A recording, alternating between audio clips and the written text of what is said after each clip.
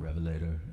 I'm part of the Monoscary Collective, and I'm going to be walking through a question that we've been getting from a couple of people through DMs on Instagram, how we use the Roland VP 550 as part of our vocal thing here, and figured we'd do it with a famous song rather than one of our own songs called Tusk by Fleetwood Mac, which is not even one of my particularly all-time favorite songs, but figured it would be a good song to try to do something vocally on, since on the original it's kind of just mostly yelling the word Tusk over the USC marching band.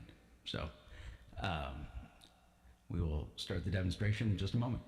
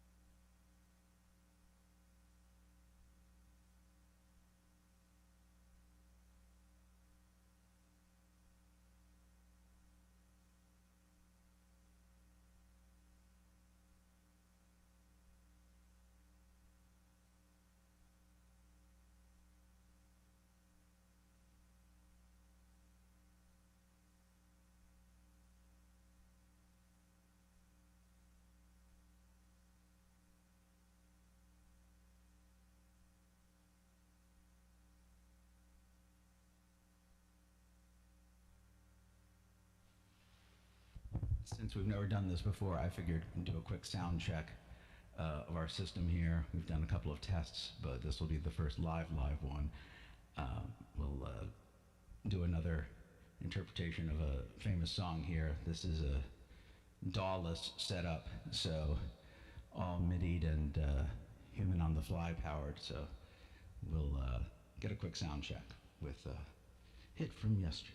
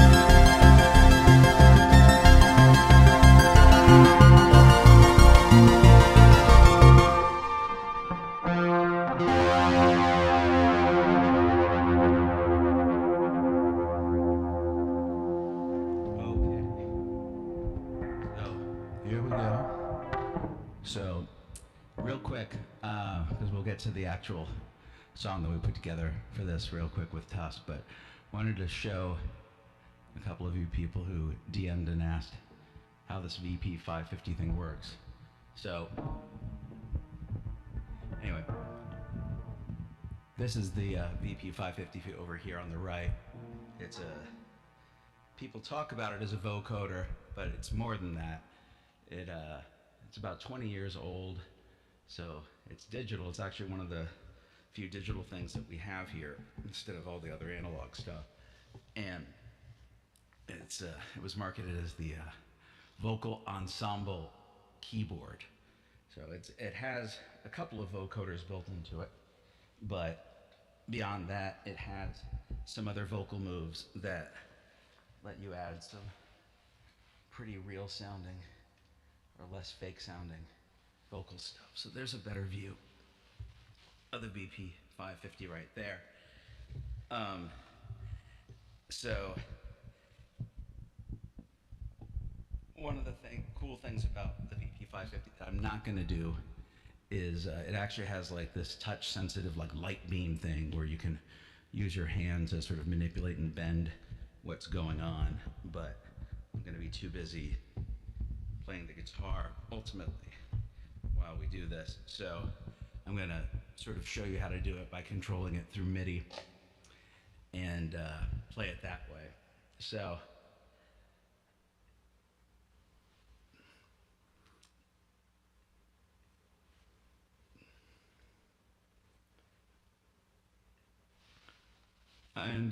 so we picked Tusk because it's a song that's not really known for a lot of vocal stuff on it, and I would actually say is a song that, like a lot of songs from that era, that are the product of what, so you don't get flagged, let's refer to it as a lot of really, really, really strong coffee.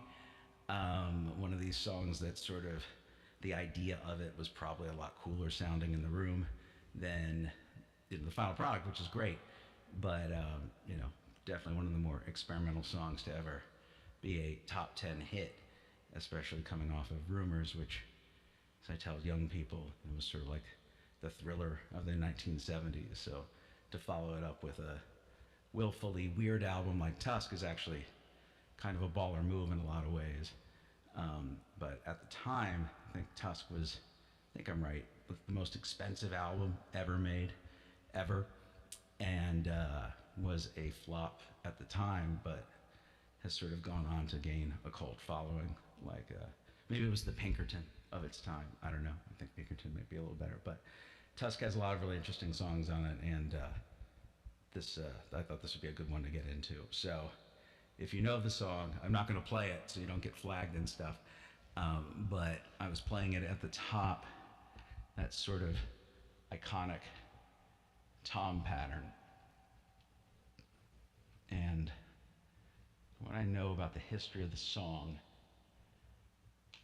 it was one of these songs that was sort of built out of like a sound check jam. I think they called it just like literally stage thing when they would play live. And during the Tusk sessions, which were sort of famously willfully experimental with on Lindsey Buckingham's part, he sort of came in with this arrangement of Tusk that I believe he even played a Kleenex box on. And so it's built around.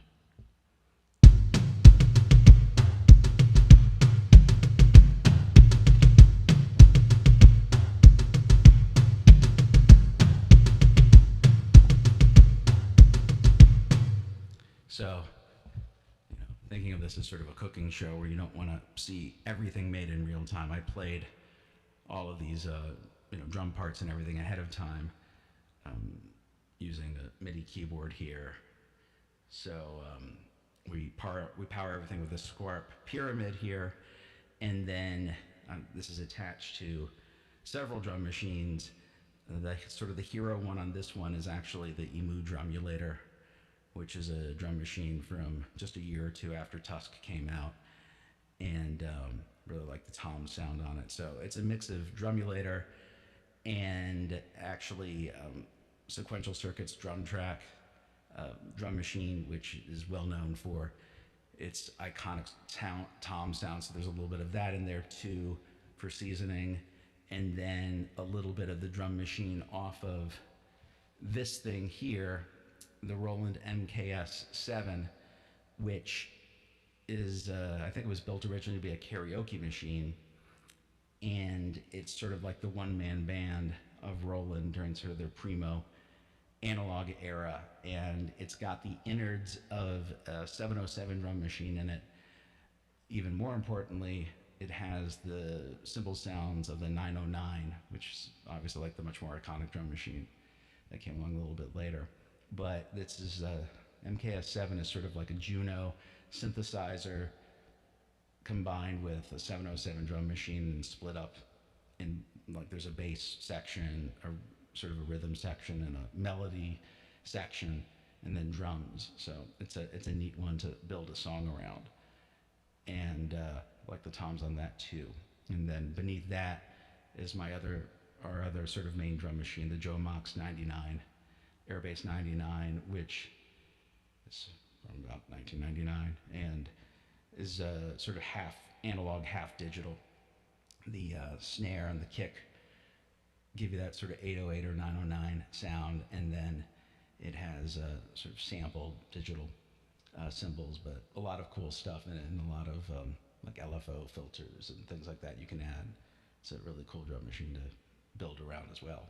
So you've got the EMU Drumulator, Sequential Circuits drum tracks, a little bit of 707 by way of the MKS7, and this Joe Mox Airbase 99. That's what you're kind of hearing in the beginning.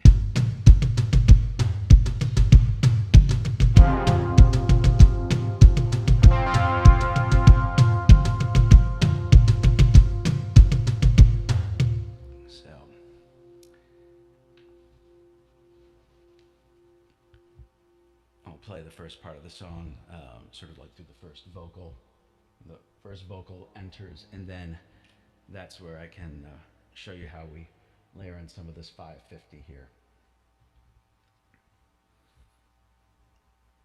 And also change the key of the song to match Revelator. My range is a lot lower than Monoscary's. He's sort of the falsetto of the collective. I'm more of the baritone bass guy. So we'll take it through the first part here.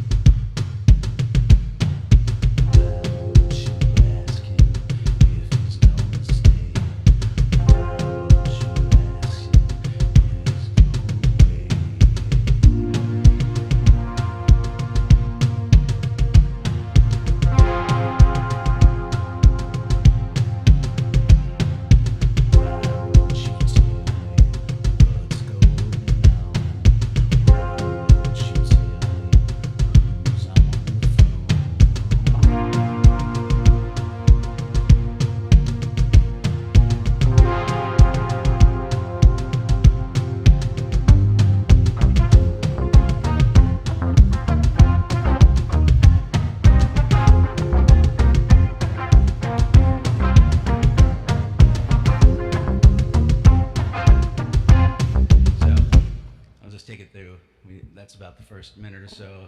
Relatively short song for a song that goes on. It's sort of formless in a way. The single version, I believe, was only about 3.5 minutes long, and it's one of those that had multiple versions at the time. But it's one of those songs where I think of it as the sort of more aggro cousin to Good Vibrations, in a way, where both songs are, what people would call modular instead of sort of a lot of traditional verse, chorus, verse. It's sort of one long piece that builds and builds and builds. I would argue that Good Vibrations is a much more successful composition in that area. I think a lot of it has to do with well, just melody and dynamics and probably better core source material than a stage jam and sort of a willfully experimental song done by a bunch of guys. Because I think Stevie Nicks and Christine McVie weren't even there when they started putting this together. A bunch of guys that, again, really, really, really, really strong coffee. I think I'd read once that Mick Fleetwood, one of the greatest drummers in rock, even played a lamb chop on part of the song, which tells you a little bit about how boomers tend to ruin most things, ultimately. That's why it's so hard to get a house these days. But anyway, the thing with Tusk is that, yeah, like Good Vibrations, it's another music history term is thorough composed song that's, not verse, of course, verse, but sort of written for a complete effect from beginning to end. And, in defense of Fleetwood Mac, they were building off of a stage jam and doing, always one of the coolest things you can do in an analog thing. We can do it here too, which is cut tape, where you're physically cutting sections in and out on tape, making tape loops as opposed to copying and pasting stuff on a laptop.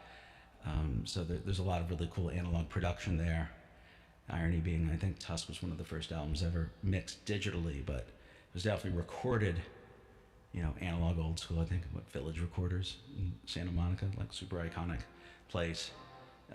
Definitely one of the, really, really, really strong coffee shops of its time.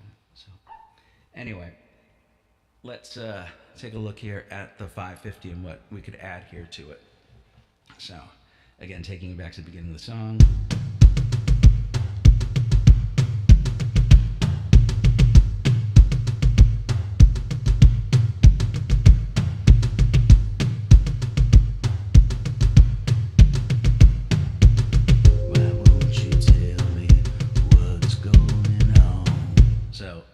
Let's attack that part there. I'm singing it more like the opening of The Sopranos, but you get the picture. So I'm just taking it to the beginning of that section here. What's going on? So obviously, if you know vocodery stuff, we can play notes using MIDI here, record notes to MIDI that will activate when I start singing and then start playing those other parts. So over here, we've got the 550.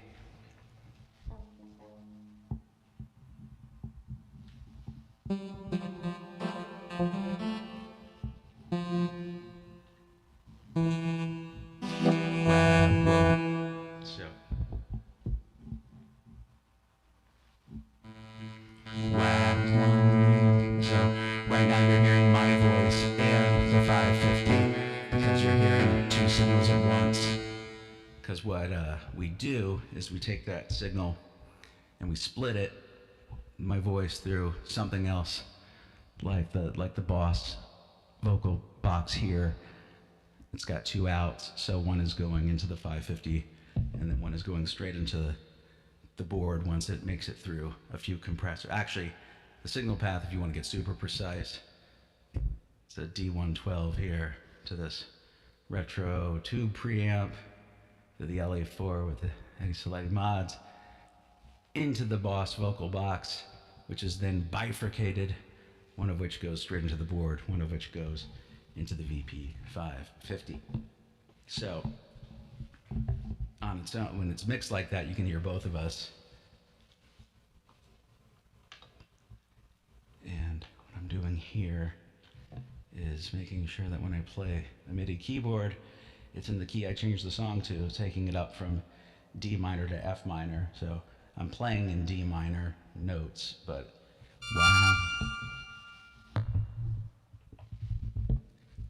when it comes out, it'll be in the correct key.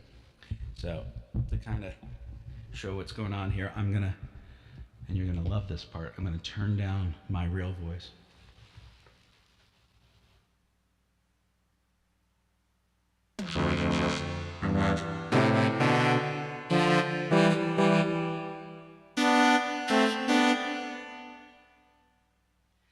So, the cool thing about the 550 is that you can get some traditional vocoder sounds, but then had some other options for its day. So, and I can cycle through them from here, thanks to the geniuses at Squarp. So, these are a couple of things it's really known for. Why won't you tell me what's going on? Why won't you tell me? Why won't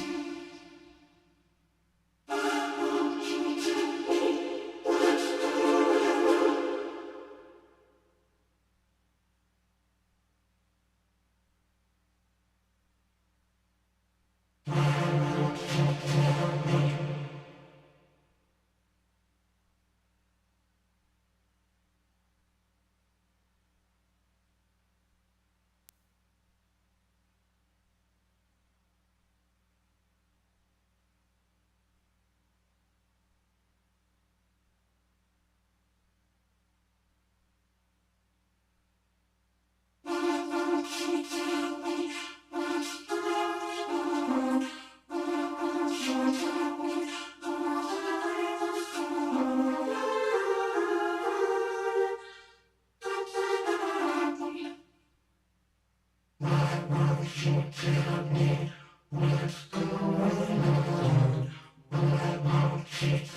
me?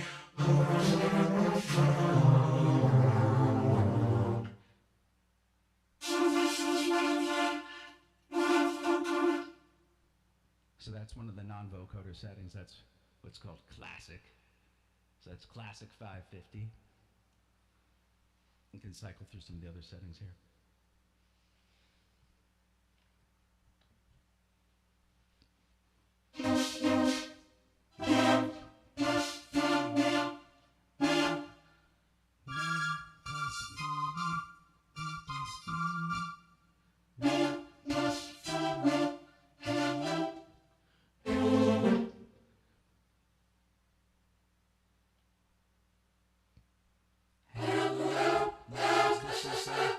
So that's the gospel setting.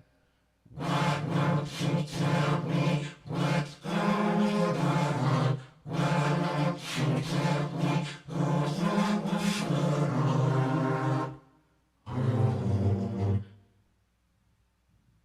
Why won't you? So, if you dig that, I actually prefer the vocodery sounds, but some people like these. This is one more human-y sound. This is the pop setting.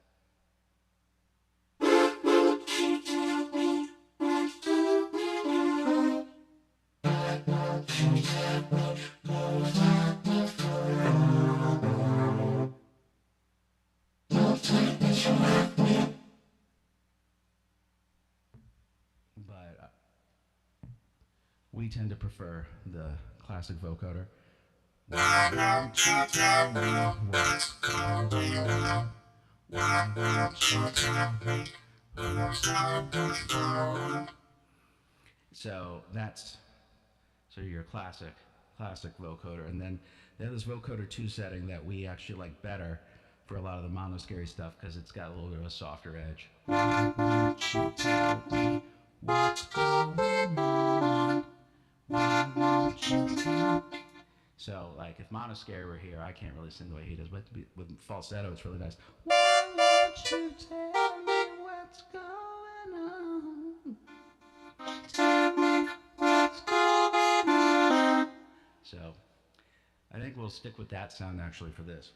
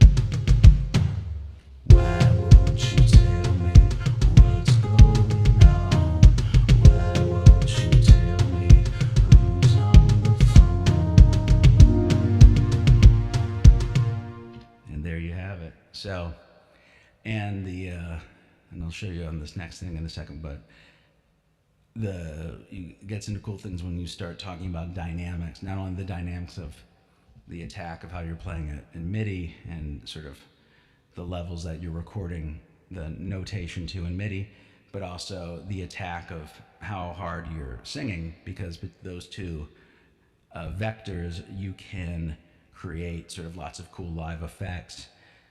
If you're feeling it and you want to change the melody that you're singing, obviously the MIDI will hang in there and stick with what you've programmed in there, and gives you some moves, some room to move if you're feeling it live and want to try something else.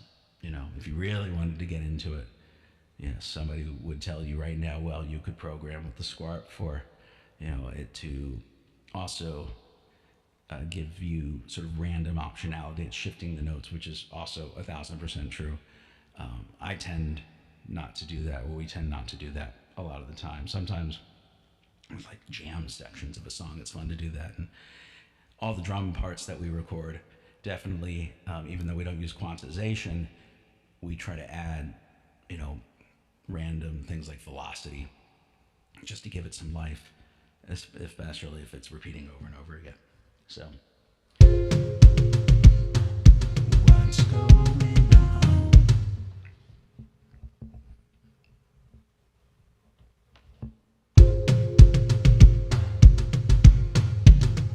So let's go into the next section here. I've been singing it. The verses, why don't you ask him if he's going to stay? Why don't you ask him if he's going away? Why don't you tell me what's going on? Why don't you tell me who's on the phone?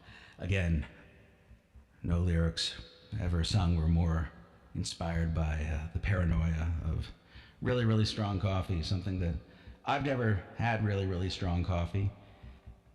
I tell young people I know that the best way to know to avoid really, really strong coffee is to spend an evening in the company of people on really, really strong coffee, and you will never, ever want to try really, really strong coffee ever. In my opinion, it tends to activate the worst in people, and also tends to make people think that something that's kind of mid is awesome, or something that's terrible is kind of mid. Probably like what I'm doing right now. So let's move on. So, why don't you tell me?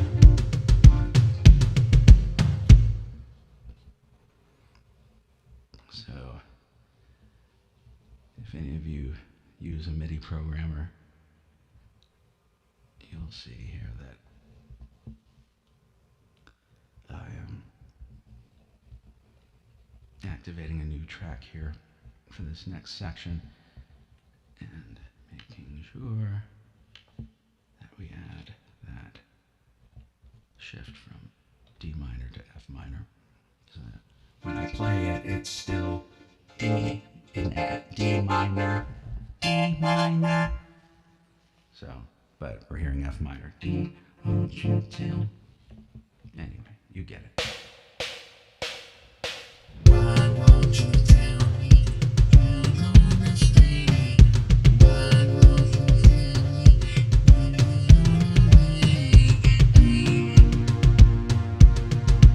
Why won't you tell me you're gonna stay?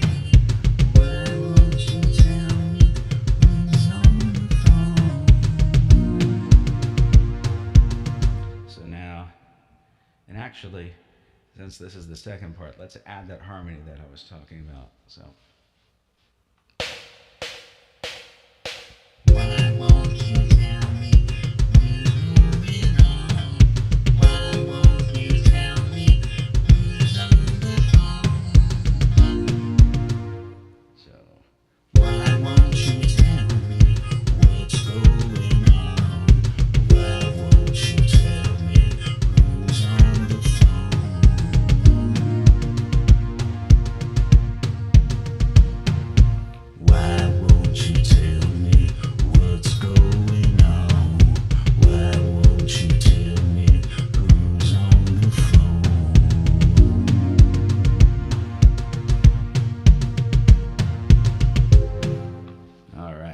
So I'm gonna skip ahead here towards the end of the song here.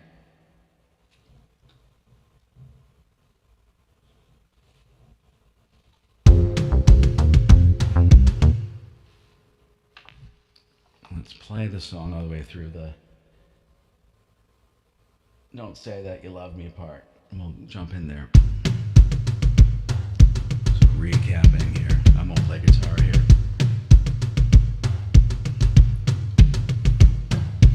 Why don't, here it is. Why don't you ask him if he's gonna stay? Why don't you ask him if he's gone away?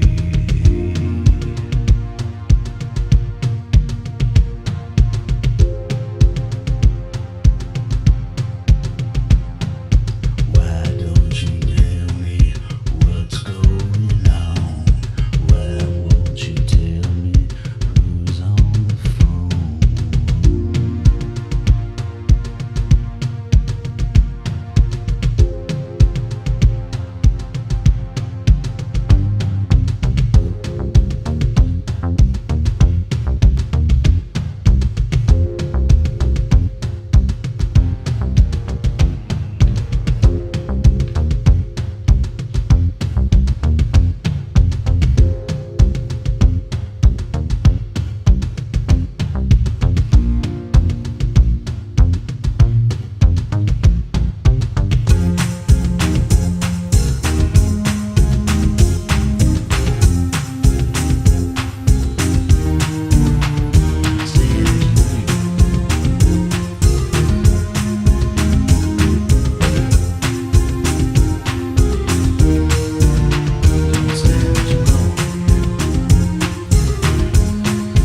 And I'm not going yeehaw. I'm not yeehawing. Sorry. That's thanks to the absence of really strong coffee, although I am drinking a Monster drink here that I've stolen from one of the young people in my household. He was at prom tonight. Shout out Jean Muir. I went to, I think, 3 senior proms. Live streaming is much better in the end, based on my own 3 prom experiences. Let's see here. So let's get into, speaking of heartbreak and woe, section 5. As I've divided this up, instead of verse, chorus, verse, I've divided this song up into 8 sections. If you were to lay out Good Vibrations, for instance, you would attack that in a similar way. It's not thorough composed, but like a Beatley example might be something like Happiness is a Warm Gun, which, is more like 2 songs jammed together, as opposed to something like Good Vibrations or this that is really more about sections. So, and Tusk, I think, what they were going for, according to everything I've read, is that idea of a build that, goes off and blows up, and USC Marching Band comes in and coffee rains from the sky. And if you've ever seen the promo film that they film of Tusk at Dodger Stadium when they're recording the USC Marching Band, I think you can see a lot of that peak boomer, this is awesomeism going on, where I don't even think the most important member of Fleetwood Mac in this song, in my opinion, is there. I think if you look at the video, John McVie is represented by a cardboard cutout, much like the one I have here. Maybe it's something they did with rhythm sections, but we keep this here. Peter Criss we have our own cardboard cutout here. This is used as sort of a scarecrow for a Big Black, the quality control cat, when he wants to take a look at the wiring a little too closely in here. He's not here for this. He was a little too excited about our first super live stream, and he is enjoying some treats in the room of the young man at prom. So anyway, let's get into, what you heard is sort of our attempt at replicating a lot of that marching band part, which as someone who's still paying off his student loans to USC. Of course, a great deal of loyalty. And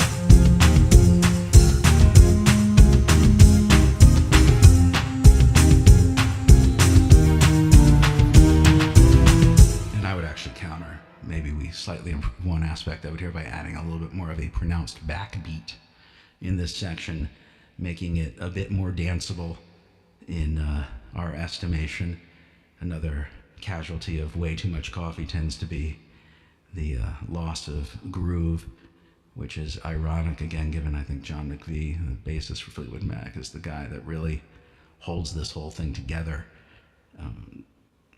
One of the great bassists of all time, rock idiom, and usually the guy, one of those fellows that holds it down, allowing the other guy in the rhythm section to go nuts, that being Mick Fleetwood. And this one of the interesting things, they obviously swap places, where Fleetwood is on that tom pattern, sort of playing over a tape loop, that crowd noise, and McVie does a lot of really interesting things on bass, including some intentional flubs that I actually tried to replicate when I programmed the bass part here.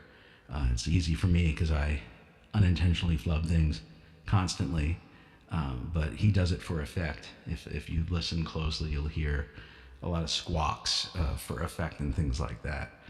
And it's too bad that only a cardboard cutout of the video, but he did great.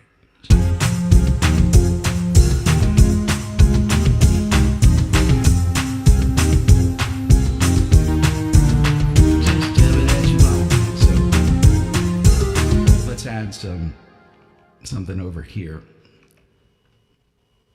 Let's see how this goes.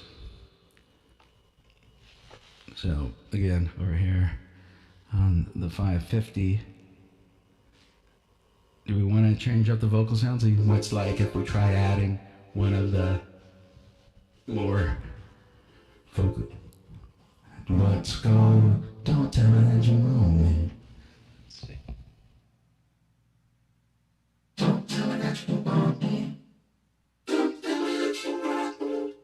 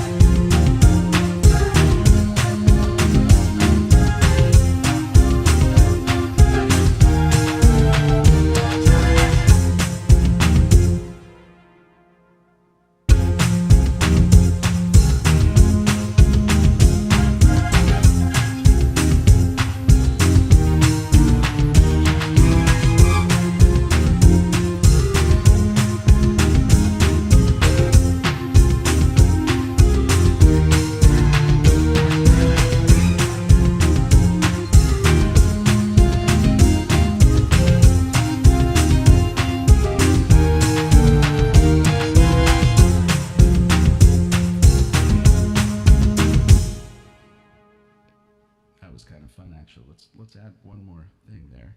Just do it.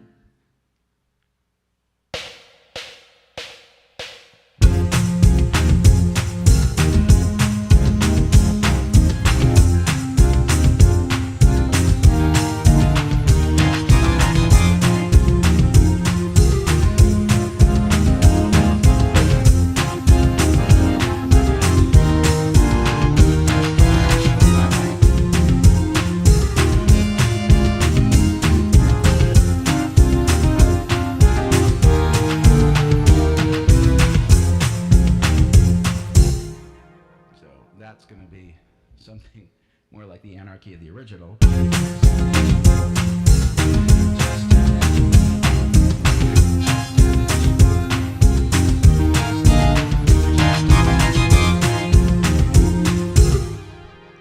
And then trick here before we sort of wrap this up.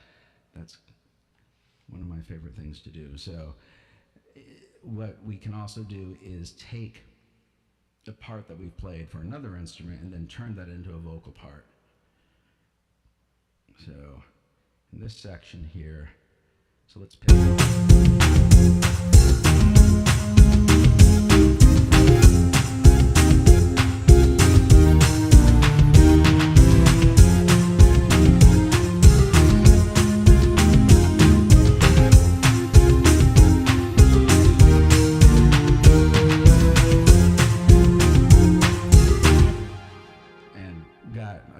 things going on there that we could choose from. So I've got a couple of things from the MKS7 that are replicating the guitar part in a way.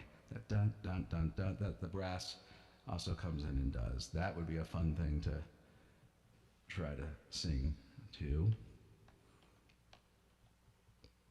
Because what I did is kind of divided up a lot of the brass section and assigned it to different synths here.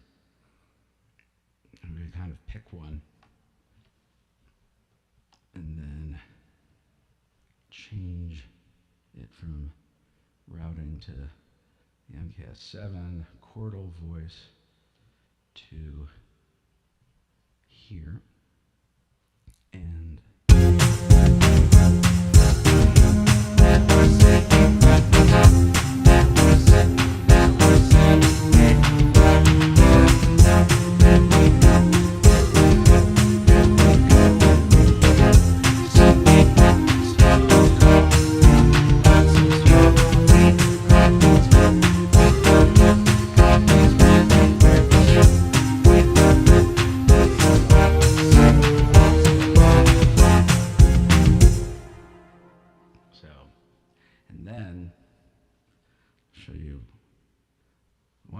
keep saying one more thing, but if you're here for the 550, which God knows you probably are,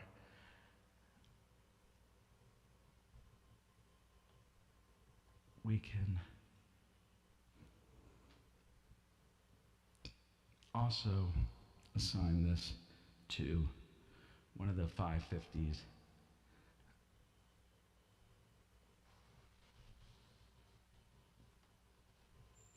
Sort of native vocal sounds in terms of when you play it, it gives it a human vocal attack right out of the gate without even singing to it. So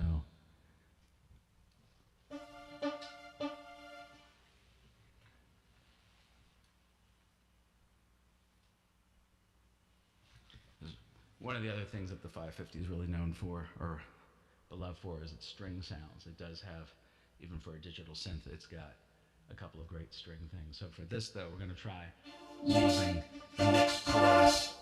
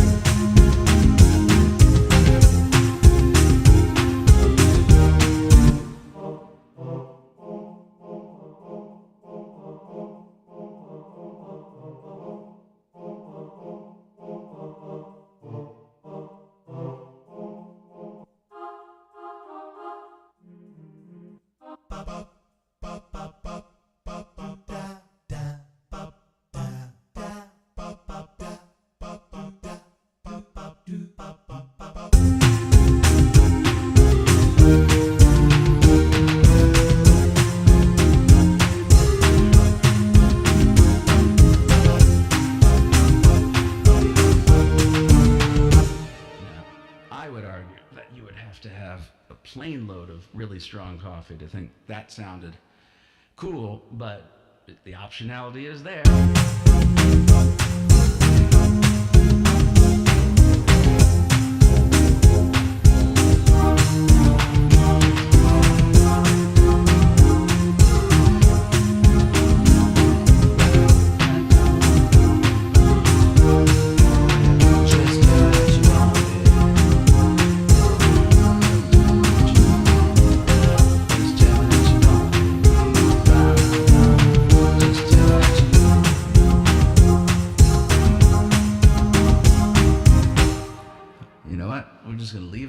that. So let's play this through one time before we play it all together.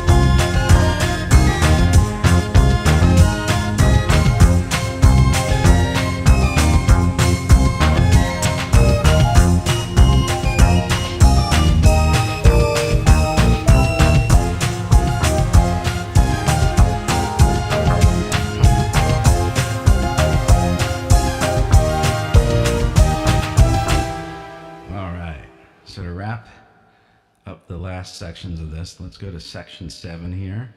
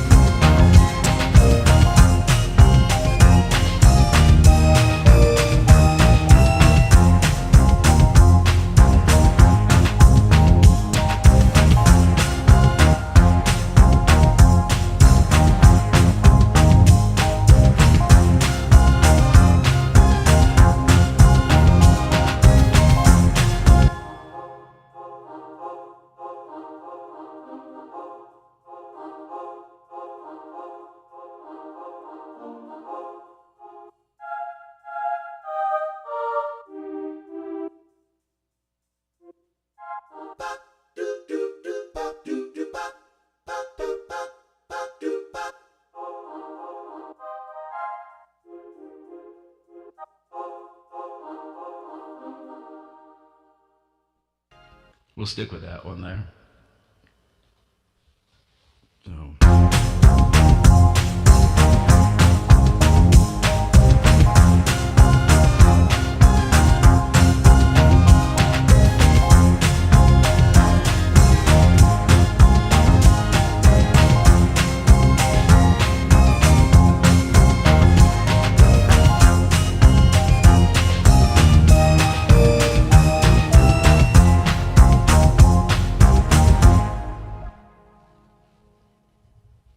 So that's the penultimate section of the song.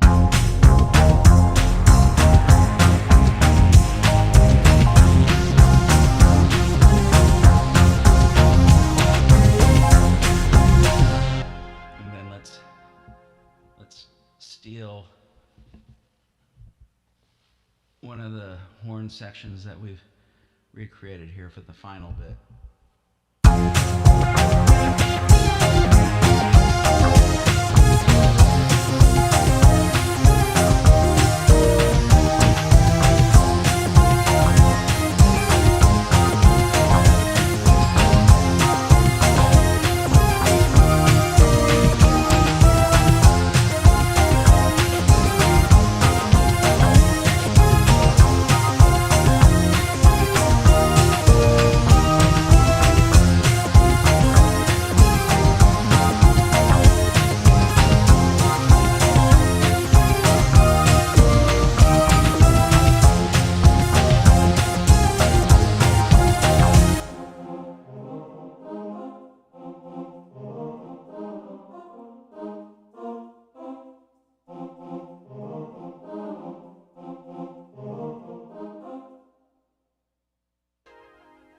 So there we've got the mixed chorus sounds for replicating the saxophone synth part that I played.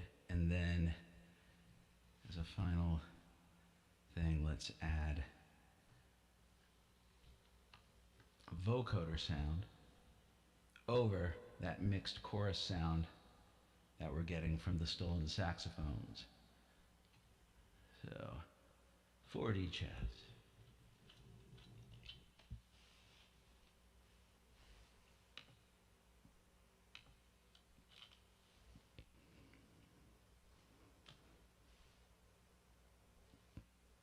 You say that you want me.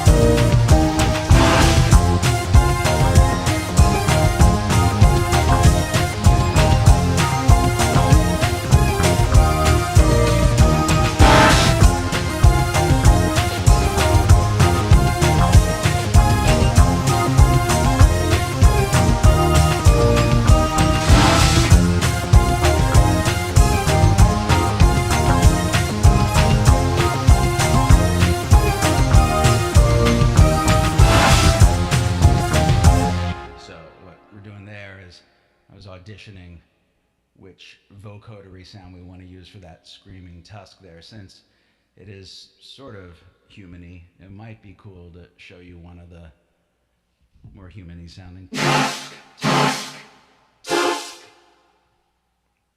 Again, we normally don't use, we usually stick to the vocoder sounds, but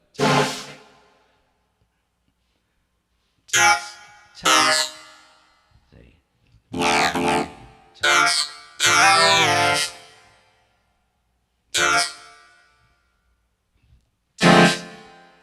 You know what? Let's do because I find actually the gospel sound, which I will also admit is a little bit of odd VP 550 cultural appropriation when a pale person uses the gospel setting, in my opinion. It's just my opinion. But it is one of the more human-like sounds of the four.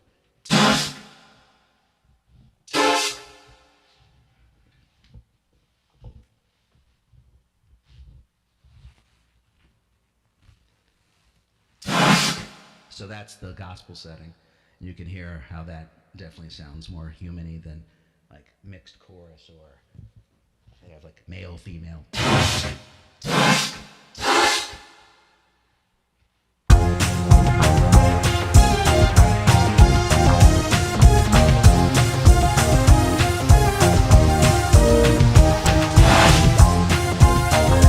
right, we'll stick with it.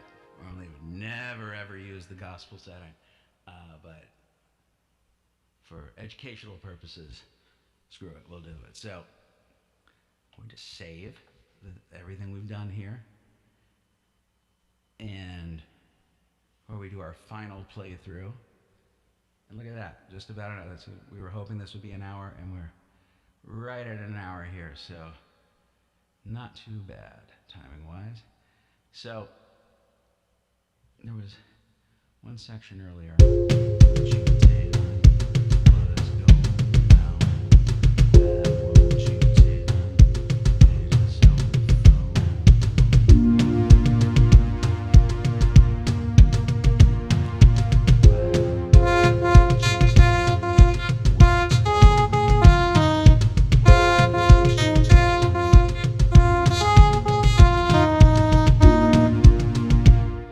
So when we did the next section, I think I didn't play that all the way through. So I'm going to steal this part.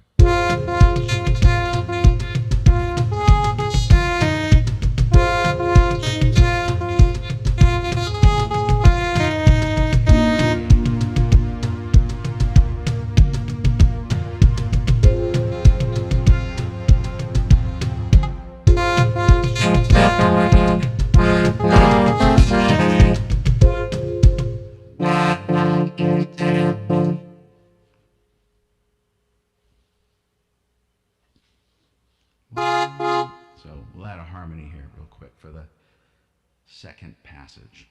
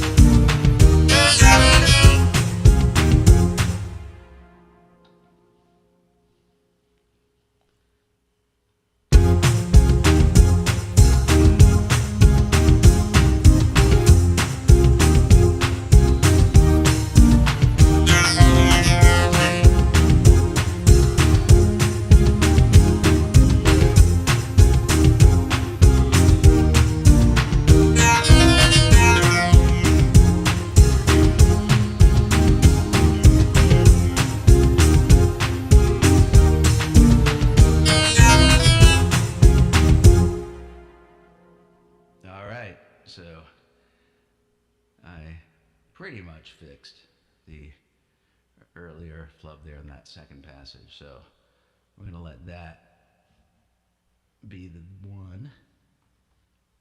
And now we'll see this cooking paradigm through to its conclusion and see how the whole thing turned out.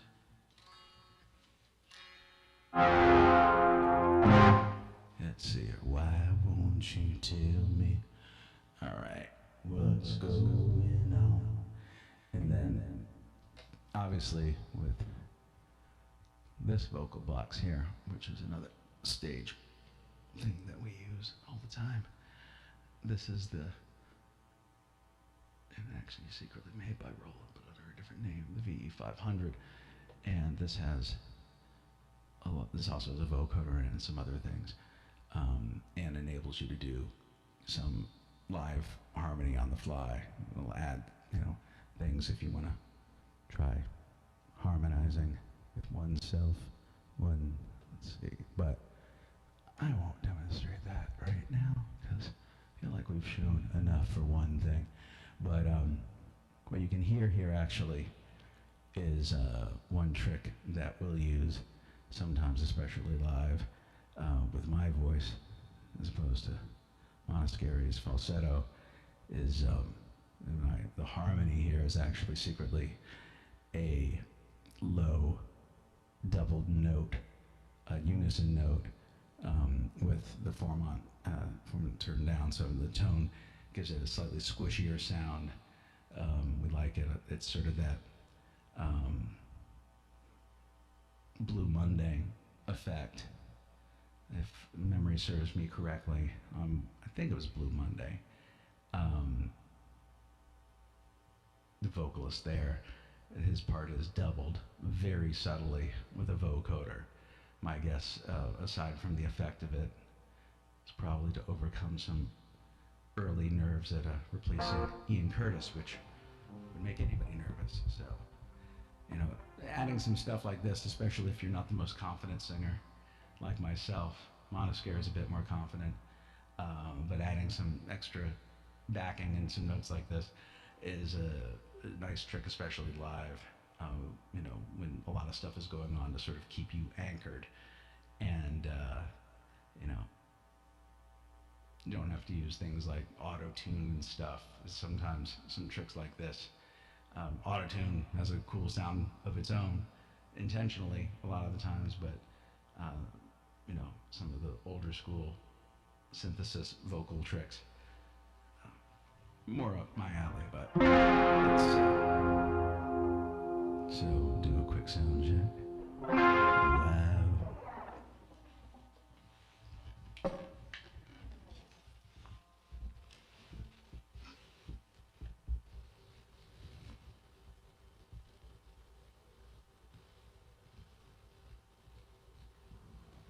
Let's see, and then, in terms of effects that we're running through the board here, we got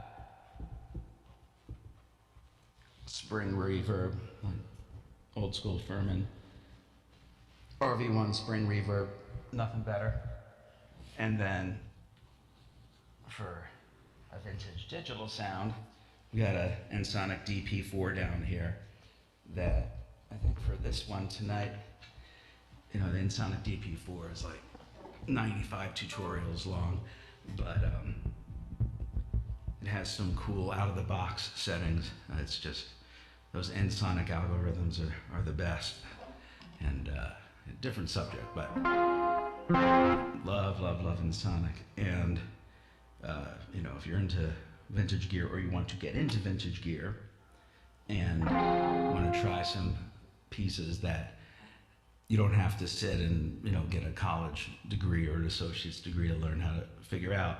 So many of those Ensoniq pieces have amazing built-in factory settings, and I'm using one here as the sort of the effects backdrop for this. I'm actually using a rockabilly preset. It's like 4 different effects built in one, and the slapback of this I think adds something nice to the overall.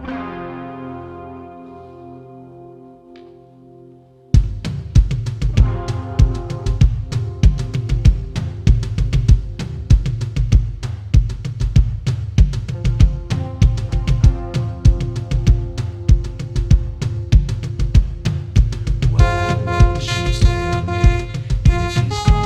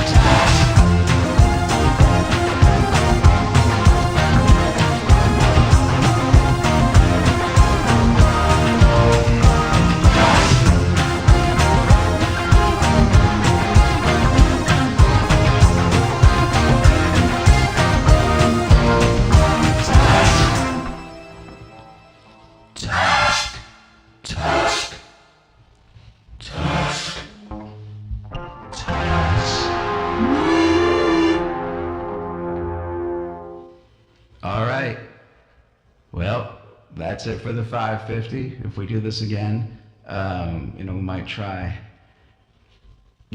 juggle the format a little bit. But like I said, got multiple questions about how we use this and really wanted to explain it once the best we could, because my other responses weren't working. So anyway, if you had any questions like that or other questions about sort of DAW-less recording and playing and signal pass and vintagey stuff, you can always reach out to us, Monoscary, IG. I think that's a place where we have followers. And but I don't know if Twitch has something like that. We've never twitched before. The young man at prom was the one who said, "Hey, give that a shot." So hopefully prom went as well. It's going as well as this did, because you know what? That by our standards, hour 16 minutes, Friday night, VP 550. Yeah, we got through it. All right. I'm gonna try to hit stop streaming here. See if it stops.